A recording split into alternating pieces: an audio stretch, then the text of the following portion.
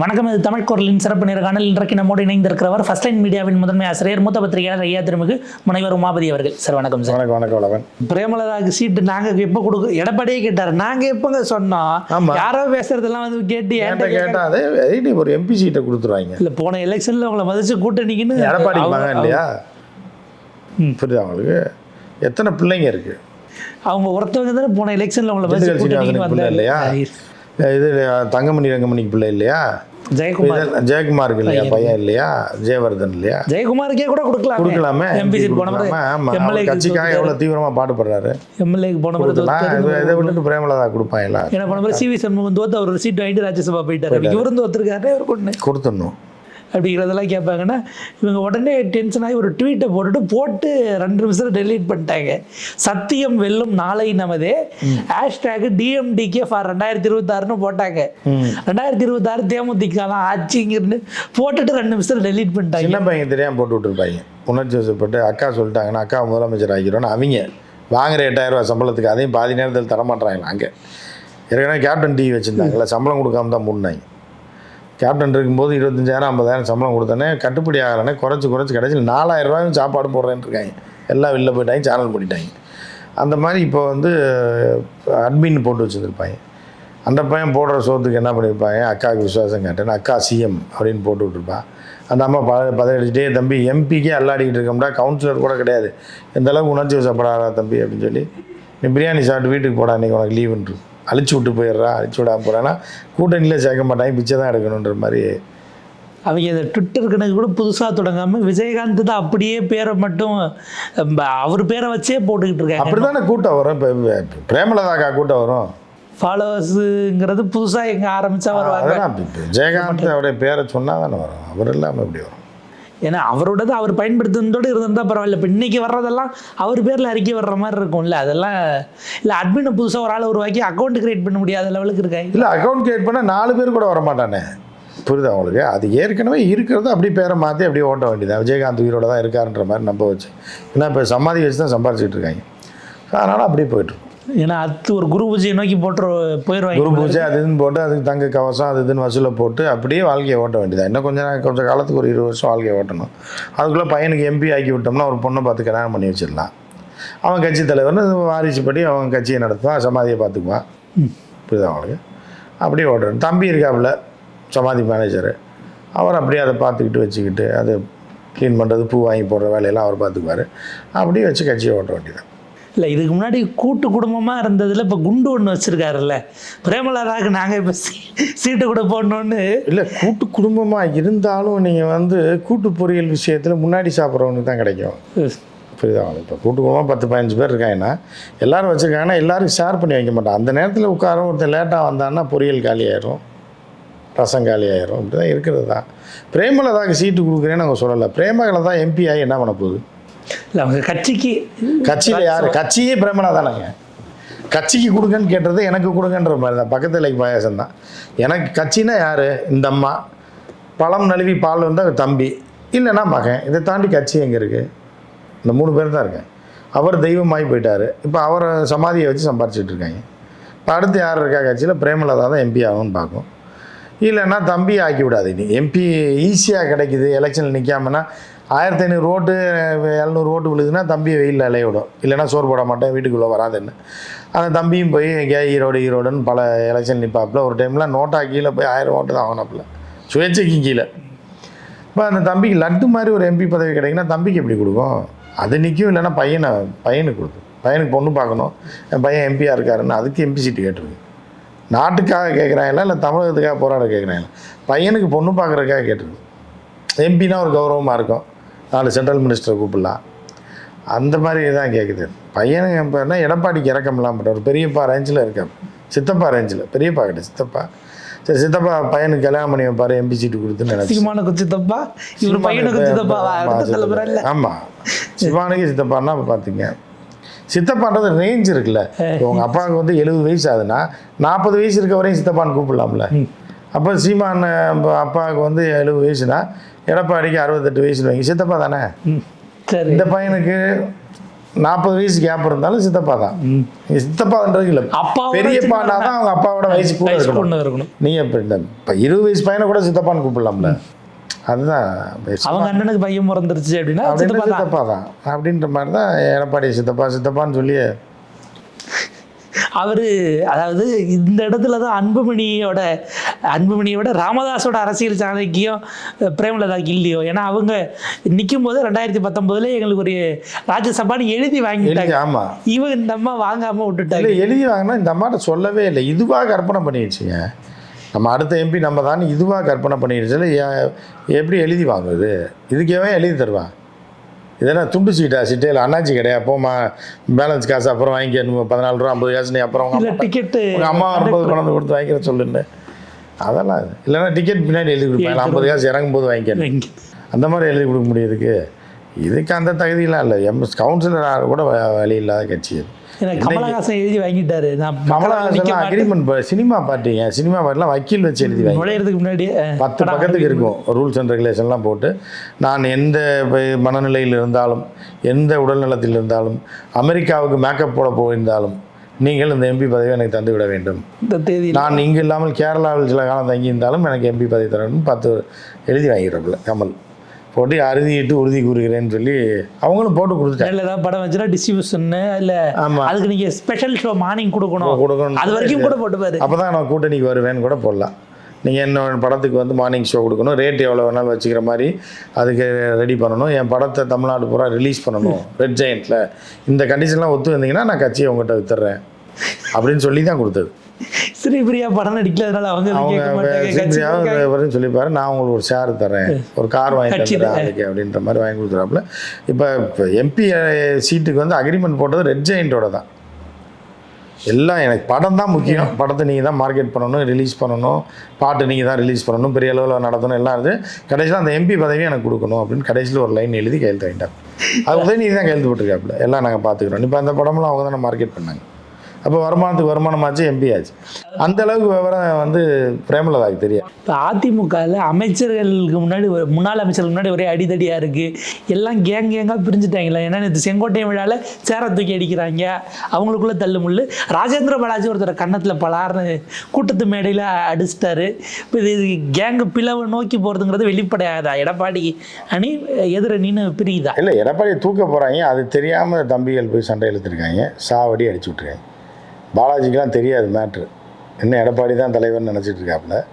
அது இல்லைன்றப்ப ஆட்டோமேட்டிக்காக அடி வாங்கினவன்ட்டே திருப்பி அவன் சேரத்துக்கிட்டு வருவான் அடுத்த வாரம். ஐயோ அன்னைக்கு என்னையோ அடிச்ச நீ அப்படின்ட்டு. இல்லை தம்பி தெரியாமல் அடிச்சிட்டேன், நான் இந்த அரசியலே எனக்கு தெரில தம்பி, ரொம்ப நாளாக வெளியே வரலன்னு சொல்லி இது பண்ணிப்பாப்புல. மறுபடியும் அவங்களுக்குள்ளே சண்டை ஆரம்பிச்சிச்சு பாருங்கள், பால் ஆளுக்கு மாற்றி மாற்றி அடிச்சுக்குவாங்க. ஆலோசனை கூட்டம்னு போய் இந்த மாதிரி எழுது. திண்டுக்கல் சீனிவாசன் அவர் ஒரு பக்கம் முன்னாடியே சொன்னார், எக்கச்சக்கமாக பணம் கேட்குறாங்க கூட்டணிக்கு வர்றாங்க, 100 கோடி கொடு 200 கோடி கொடுன்னாரு கேட்குறாங்க. அவர்கிட்ட கேட்கல, அதெல்லாம் எடப்பாடி பேசிக்குவார். இப்போ எடப்பாடியே அந்த கல்யாணத்துக்கு போகாததுக்கு காரணம் தான், அங்கே கவுண்டர் கல்யாணத்துக்கு. ஸோ அதனால் அவரையும் வந்து பாதுகாப்பாக வைக்கணுன்றக்காக கொஞ்ச நாளைக்கு வெளியே வர மாட்டாப்புல. யாருக்கிட்ட இருக்கு பாதுகாப்புங்கிறது? அவங்ககிட்ட அவருக்கு பாதுகாப்பு. கட்சி தொண்டர்களே கூட இருக்கவனே அடிச்சிடுவான். பாபா மர்கையா மாதிரி தான். நீங்கள் வந்து பார்த்தீங்கன்னா இங்கே கமலஹாசன் அவ்வளோ தூரம் எவ்வளோ பெரிய வில்லன்லாம் அடிச்சு நொறுக்கி எல்லாம் வருவாப்புல, கடைசியில் கூட இருக்கவனே குத்திடுவான். அவ்வளோ பெரிய பாபா மர்கையா வச்சு அந்த மாதிரி தான் ஏடிஎம்கே நடக்கும் எடப்பாடிக்கு. அதனால கூட இருக்கவனே நம்ப முடியாது. ஓப்பனிங்லேயே அடிச்சிருந்தா பரவாயில்ல, கடைசி படம் கடையிலே போகாது நடக்க. படம் முடியும்னா கடைசியில் கத்தி குத்து பண்ணால் தான் படம் கிளைமேக்ஸில் முடியும். ஏன்னா மொதல் சீன்லேயே படம் முடிஞ்சிருக்கும், ஷார்ட் ஃபிலிம் ஆயிடுறது. அதனால் எடப்பாடியை கடைசியில் தான் குத்த மாட்டாங்க, கையில் குத்துவாங்க குனியை வச்சு. அது இன்னும் கொஞ்ச நாள் கழிச்சு நடக்கும், ஒரு 3-4 மாதம். அதுக்குள்ளே அவரே போயிடுவாப்புல. அதாவது சசிகலாவுக்கு என்ன நிகழ்ந்ததோ அது எடப்பாடிக்கு நிகழ்வதை சசிகலா ஜெயிலுக்கு போனதுனால ஸ்மூத்தாக முடிஞ்சிருச்சு. இது எடப்பாடி ஜெயிலுக்கு போக மாட்டாப்புல. ஒரு இப்போ ஓபிஎஸ் மேலே பாட்டில் அடிச்சு அந்த சீன்ஸ் எல்லாம் ரெக்ரியேட் ஆகுது. அது தண்ணி பாட்டில் தான், தண்ணி பாட்டில் தான் அடித்தேன். ஆனால் எடப்பாடியெல்லாம் அப்படி அடிக்க மாட்டாங்க, 5 லிட்டர் கேன் எடுத்து அடிப்பேன். அதனால் கொஞ்சம் வெயிட் பண்ணுங்க எல்லாம். ஏன்னா சந்திரலேகா ஐஏஎஸ்க்கு நகர்ந்த பாட்டில் ஆச்சிடலாம் ஊற்ற மாட்டேன். இல்லை 5 லிட்டர் கேன் எடுத்து தெரிஞ்சாலே அவர் அதோட போயிடுவார், வேணாம் கட்சி வேண்டாம் நமக்கு அப்படின்னு. அந்த மாதிரி பயந்த ஆள் தான், தைரியமாலாம் நிற்க மாட்டார். சரி கட்சியை பறிச்சுட்டாங்க, 5 லிட்டர் கேனே எடுத்து தெரிஞ்சிட்டாங்க, இனி நம்ம உயிருக்கு ஆபத்து, கட்சியை விட்டு வெளில போயிடுவோம், பழைய ஜனதா கட்சி ஆரம்பித்து நம்ம பாட்டு செட்டில் ஆயிடுவோம். அப்போ இந்த தமிழ்நாட்டுக்கு மீண்டும் சுப்பிரமணிய சாமி அரசியல் வர்றதுக்கு வாய்ப்பு இருக்குது. மலர் போகுது. ஏன்னா சுப்பிரமணிய சாமிக்கும் மோடியை பிடிக்காது, இவரும் தெருவுக்கு வர்றது மோடினால அப்படிங்கும்போது 2 பேரும் ஒன்று சேர்றதுக்கு வாய்ப்பு இருக்குது. சுப்பிரமணிய சாமி இன்றைக்கி கூட கொந்தளிச்சிருக்காரு. இன்கம் டேக்ஸை ஒழிக்கணும்னு நான் ரொம்ப நாளாக சொல்லிக்கிட்டு இருக்கேன், ட்ரம்ப் அதை பற்றி ஆலோசிக்கிறாரு, ஆனால் மோடி இதை செஞ்சால் எனக்கு புகழ் வந்துடும், மோடி செய்யாமல் இருக்கு. வயசான காலத்தில் ஏதாவது இது பண்ணுறதா பழம்பெருமைகள்லாம் பேசிக்கிட்டு அசல் உட்காந்துருப்பாங்க, அந்த மாதிரி தான். பாவம், என்ன பண்ணுறது. ஜெயலலிதா அவர்கள் இருந்த வரைக்கும் அதிமுகவில் எல்லா மாவட்ட செயலாளர் அமைச்சர் யாராக இருந்தாலும் அம்மா கையால் கல்யாணம் அப்படின்னு தான் சொல்லுவாங்க. இப்போ ஆனால் எடப்பாடியே கூப்பிடாம வேலுமணி கல்யாணம் பண்ணியிருக்காருங்கிறதே ஒரு செய்தியா? அவர் கடைசி வந்து சித்தப்பாவெல்லாம் முக்கியமா, தாய் மாமன் முக்கியம், அம்மா முக்கியம், தாய் முக்கியம், சித்தப்பா முக்கியமா? ஆனால் பல கிடையாது சித்தப்பனுக்கு பத்திரிக்கை வைக்க மாட்டாங்க. ஸோ அதுதான் அந்த வகையில் தான் அவரை கூப்பிடல, அவரை இப்போ மதிக்க அவர் கட்சி விட்டு தூக்குன மாதிரி தான். இது கல்யாணத்துக்கு கூப்பிடலன்றது கட்சியை விட்டு தூக்குன கதை தான். ஏன்னா ரிசப்ஷனுக்குன்னா எல்லாரும் வருவாங்க. அதை இன்றைக்கி கொடிசியா மைதானத்தில் வைக்கிறாங்க, சாப்பிட்றவங்களாம் வந்துட்டு போகலாம் ஊருக்காரங்கிற கணக்கு தான். அது அன்னைக்கு எடப்பாடி வராருன்னா அது ஒரு வெயிட். அதுதான் வேணே பண்ணதா. இது பிஜேபிக்காரங்க வர்றப்ப எடப்பாடி நெருங்கின சொந்தமெல்லாம் கல்யாணத்துக்கு முகூர்த்தத்துக்கு அப்போ எடப்பாடி அதுதான் இது பண்ணுங்க. ஏன்னா இது கட்சி விழாவாக நடத்துகிறோம் அப்படின்னு ஒரு வடையை சுட்டுருக்காங்க, அதில் எடப்பாடி வராரு. பர்சனல் விழாவில் அண்ணாமலை வராரு. அப்போ யார் நெருக்கம்? கவுண்டருக்கு நீங்கள் கொடுத்தா கூட சின்ன கவுண்டருக்கு தான் நாங்கள் மரியாதை ஆகி போச்சு, பெரிய கவுண்டரை கழட்டி விட்டாங்க இல்லை சித்தப்பனை. ஸோ அந்த மாதிரி தான் இருக்குது. அதுதான் எடப்பாடியை தூக்க போகிறாங்க. அதான் நம்ம சொல்லிகிட்டு இருக்கோம். பழைய வீடியோலாம் எடுத்து போடுங்க. நம்ம தான் 1 வருஷத்துக்கு முன்னாடியே சொல்கிறேன், எடப்பாடி காலி அதிமுக கைக்கு போக போகுதுன்னு. இப்போ அதை நம்ம சொல்கிறது நெருங்கி வந்துட்டுருக்கு. ஒரு 2 மாதத்தில் எடப்பாடியை தூக்கிடுவாங்க. ஏன்னா அண்ணாமலை என்ன கிளைம் பண்ணுறாரு, நானும் டிடி வேணும்லாம் ஒரே காரில் வந்தவனெலாம் பேசிக்கிட்டு இருக்கேன். வந்துச்சா கரெக்டாக கதை. அப்படி இப்போ அன்னைக்கு டெல்லி போலீஸை வச்சு தூக்கிட்டு போனாங்க இல்லை, ரோட்டில் நின்றுக்கிட்டு இருக்கும்போது தூக்கிட்டு போய் ஏன்டா என்னை கூப்பிட்டு போகிறீங்க, நான் அங்கே போய் போலீஸ் விசாரிச்சிருக்கேன், இதை ஃபோனில் கேட்டாலே நான் சொல்லிட்டு பண்ணுங்க, என்னை எதுக்கும் அரெஸ்ட் பண்ணீங்க, அதளவுக்கு ஒருத்தே கிடையாது. சாயந்தரம் திறந்து விட்டாங்க என்ன தினகரனை. கூட்டணி சேர்றதுக்காக மிரட்டி இந்த டெல்லி போலீஸ் வச்சு என்னை அனுப்பி விட்டீங்க. அங்கேயே ஒரு வார்த்தை ரே கூட்டணியில் வந்துடுறான்னு ஒரு வார்த்தை சொல்லி ஃபோனை பண்ணி தம்பி சேர்ந்துருங்க தம்பின்னா நான் சேர்ந்துருக்க போகிறேன், என்னை எதுங்க தேவையில்லாமல் கூட்டம் வந்து செலவு பண்ணீங்க, நான் அந்த அளவுக்கு ஒர்த்து கிடையாது, எதில் எங்கள் கையெழுத்து போட்டுருக்காங்க. அப்போயே அமித்ஷா கூப்பிட்டு சொல்லியிருக்காரு, அப்பயே சொன்னான்லடா ஒரு வார்த்தை கேட்டு கூப்பிட்டு வாங்கன்னு, எதுக்கு டெல்லி போலீஸை விட்டு தூக்கிட்டு வந்தீங்க, யாரா கொடுத்தா அப்போ ஃப்ளைட்டு செலவு வேஸ்ட்டு. அதுதான் தம்பி தினகரனுக்கு ஃபோனை போட்டு தம்பி வந்துருங்க தம்பி இல்லை தூக்கி உள்ளே வச்சுருவோன்னு சொன்னீங்கன்னா ஆட்டோமேட்டிக்காக வர போகிறாப்புல. கூப்பிட்டு தான் மிரட்டணுமா போலீஸை வச்சு? நான் தம்பின்னு சொல்லி அன்னைக்கு அனுப்பி விட்டதான் டெல்லியை விட்டு. அப்போ நம்பர் கொடுத்துட்டு வந்துருக்காப்புல தினகரன். ஆனால் எதுனாலும் எனக்கு கொடுங்கன்னா மெசேஜ் போட்டால் கூட போதும்னா நான் ஆட்டோமேட்டிக்காக அவங்க கட்சியில் சேர்ந்து சரத்குமார் நினச்ச மாதிரி கூட கட்சியை நான் வித்துடுறேன், உங்கள்கிட்ட வித்துட்டு ஜாயின் பண்ணிக்கலாம், இல்லை நானே வச்சு உங்கள் இஷ்டம் தான், நீங்கள் எப்படி சொல்கிறீங்களா பண்ணுறேன்னு. ஆனால் ஒரு அம்மையார் இன்னும் தனியாக நான் தான் பொதுச் செயலாளர் புரட்சி பயணம் போகிறேன்னு அவங்க மட்டும் தனியாக இருக்காங்களே, அது எப்போதும் நிரந்தரம் மனசில் நினச்சிக்க வேண்டியதான். இல்லை அந்த வீட்டு கிரகப்பிரவேசத்துக்கு ரஜினி கிளம்பி போகிறாரு. இந்த ரஜினி யார் கூப்பிட்டாலும் போவாருங்க. அதுக்கு என்னென்னா ஒரு சில கணக்கு இருக்குது. சில பேர் சொன்னால் போயிடுவாப்புல, அங்கேருந்து ஃபோன் பண்ணி மிரட்டுவாங்க, எங்கே இருக்கீங்க, வீட்டில் தான் இருக்கேன், சரி இன்றைக்கி ஒரு பாப்பா வரும் ஜெயலலிதா ரிலேஷன்னு, அவங்க வீட்டில் காது குத்து வைக்கிறாங்க, சரிங்க நான் போயிடுறேன், வீட்டில் தானே இருக்கீங்க போயிட்டு வந்துடுங்க, நான் போய் அதை ஊசி எடுத்து குத்திக்கிட்டு கொடுத்தணுமா? இல்லை அதெல்லாம் வேணாம், நீங்கள் நின்று ஒரு ஃபோட்டோ எடுத்துகிட்டு ஒரு ப்ரெஸ் மீட்டில் பேட்டி மட்டும் 1971 நான் வந்திருக்கேன், 78 வந்திருக்கேன், 92 வந்திருக்கேன், இப்படி ஏதாவது 4 சொல்லிவிட்டு நீ பக்கத்து வீடு தானே டப்புன்னு வண்டி எடுத்துன்னு 5 நிமிஷத்தில் போயிடலாம், நீங்கள் போயிடுங்க சாயந்தரம் போயிடுவாப்புல. ஆனால் சம்மந்தப்பட்ட பார்ட்டி போய் கூப்பிட்டா போக மாட்டாப்புல, அவருக்கு வர வேண்டிய இடத்துலேருந்து உத்தரவு வரணும் தான் போவாப்புல. அதாவது அவருடைய இதெல்லாம் அது பேர் என்ன, அவருடைய ஷெட்யூல்ஸை இப்போ மேனேஜரை தாண்டி கண்ட்ரோல் பண்ணலாம் கிடையாது. அங்கேருந்து ஃபோன் வந்துருச்சுன்னா ஆட்டோமேட்டிக்காக வண்டி ஏறி போயிடுவாங்க. அந்த ஆஃபீஸ்லேருந்து பத்திரிக்கை ஆஃபீஸ்லேருந்து ஃபோன் வரும், ஒரு வில்லன் வரதான் இருக்கேன், அவன் ஃபோன் பண்ணிட்டான்னா ரஜினி உடனே கிளம்பி எங்கே வேணாலும் போவாப்பு. போயஸ் கார்டன் ரோடு முக்கில் வந்து நில்லுனா நிற்பாப்புல, வண்டியோடு வந்தாங்க நில்லுங்க, இப்போ ஒரு கார் வரும் பில்லா படம் மாதிரி, ஒரு ஃபைல் தருவாங்க, நீங்கள் அந்த சூட்கேஸ் அவங்ககிட்ட கொடுத்துட்டு நீங்கள் வீட்டுக்கு போயிருங்க, நம்ம படத்தில் சீனை நமக்கே வைக்கிறாங்க அப்படின்னா அது பார்த்தீங்கன்னா அதில் எழுதியிருக்கும் வெயில் அடிக்குதா இல்லை மழை பெய்யுது, இந்த மாதிரி மழை பெய்யுறதுனால சூட்கேஸ் கொடுப்பாங்க, அப்படி போயஸ் கார்டனில் போய் படுத்துட்டாப்புல. அதுக்கு அந்த இவன் சொல்லணும், அந்த பத்திரிகை ஆசிரியராக ஒருத்தர் இருக்கான், ரூபா கொடுப்பேன் 4000 காப்பி தான் கோடுவேடு அவன் தான் சொல்லுவான். சொல்லிட்டான்னா ரஜினி போயிடும். அந்த கேங்கோட தலைவர் அப்படிங்கிறது அது போய் யார் எங்கே போச்சாங்களோ, சசிகலா வீட்டுக்கு போச்சோனாலும் சரி, பாப்பா தீபா வீட்டுக்கு போச்சோனாலும் சரி, இல்லை சீமான் அங்கே வருவார். நீங்கள் எங்கே இருக்கீங்கன்னா கிளம்பிட்டு இருக்கேன், அங்கேயே இருங்க தம்பி, சீமான் அங்கே வருவார், கூட 2 பேர் வருவாங்க, அவங்கள ஃபோட்டோவில் காட்டிடக்கூடாது, அவங்க 2 பேர் ஏஜென்ட்டு, நீங்கள் சீமான் கூட மட்டும் கட்டி பிடிக்கிற மாதிரி ஒரு ஃபோட்டோ, சீமான் சிரித்த மாதிரி ஒரு ஃபோட்டோ, சீமானுக்கு அறிவுரை சொல்கிற மாதிரி ஒரு ஃபோட்டோ, 4 ஃபோட்டோ மட்டும் எடுத்து தம்பி அனுப்பி விட்ருங்க. வெளியில் உட்காந்து 1 மணி நேரம் சீமானோடையான்னு கேட்டுப்பாப்புல. ஆமாங்க சீமானோட தான். செய்ய மாட்டீங்களா சொன்னால், இல்லை நீங்கள் சொல்லிட்டீங்கன்னா ரைட் அப்படின்ட்டு இது பண்ணி. அமித்ஷா அவர்கள் தமிழ்நாடு வராரு, 2 நாளில் மிகப்பெரிய அரசியல் மாற்றம் இருக்குது அப்படின்னு அண்ணாமலை சொல்லியிருக்காரு. இது யாருக்கான செய்தி? சொந்த கட்சிக்கா இல்லை எடப்பாடிக்கா, எதிர்கட்சிக்கா, யாருக்கோ அப்படின்னு தான் நீங்கள் பார்க்கணும். யாருக்குன்னு சொல்ல மாட்டாங்க. பொதுவாக காற்றுல படம் வரைகிற மாதிரி தான், அப்படியே வரைஞ்சி விட்டு போய் பார்க்குறேன், பார்க்காதான் போய்க்கான்ற மாதிரி. இப்போ அமித்ஷா இப்போ என்னென்னா 2 கடைக்கு ஓனர், புரியுதா உங்களுக்கு? இந்த ஃபார்ச்சூன் சன்ஃப்ளவர் ஆயில்னு ஒன்று இருந்துச்சு, அது வேறு கம்பெனியில் இருந்துச்சு, இப்போ அதானி வாங்கிட்டாங்க. அந்த மாதிரி தான் இப்போ முதல்ல அதிமுக ஜெயலலிதா ஓனராக இருந்தாப்புல, சசிகலா ஓனராக இருந்தோன்னே சசிகலா ஜெயிலுக்கு போனோன்னே அந்த கம்பெனி அவங்க வாங்கிட்டாங்க.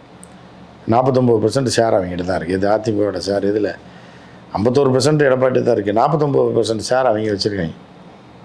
2 ஷேரை ஹோல்டு பண்ணி வச்சுருக்காங்க. இது இப்போ மணிகள் இருக்குல்ல, 1 மணிக்கு 1 மணியை பிடிச்சி வச்சுருக்காங்க. அப்போ 55% ஷேர் அவங்க கையில் தான் இருக்குது, பிஜேபி கையில். அப்போ இருக்கும்போது அந்த கம்பெனியோடைய மேனேஜர் தான் யார்?